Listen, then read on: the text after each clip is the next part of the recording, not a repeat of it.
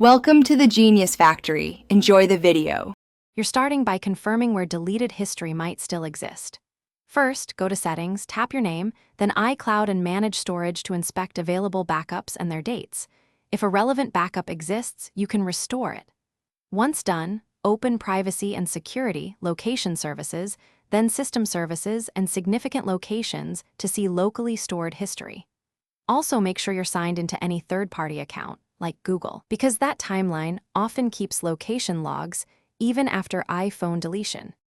Now you'll decide restore versus extraction. First, create a new encrypted local backup in Finder or iTunes so you can return to your current state.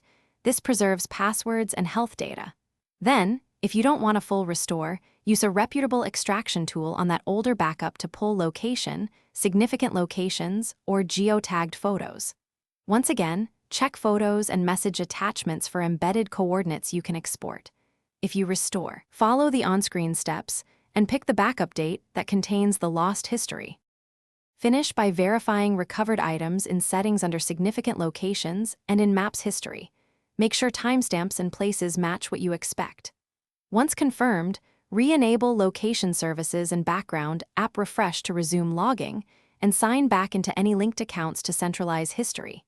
If you hit problems, like missing backups or corrupted files, try contacting Apple support or check your Google account timeline. If neither helps, a professional data recovery service or a backup extractor run by a technician is the fallback. Thanks for watching. If you found this helpful, don't forget to like and subscribe.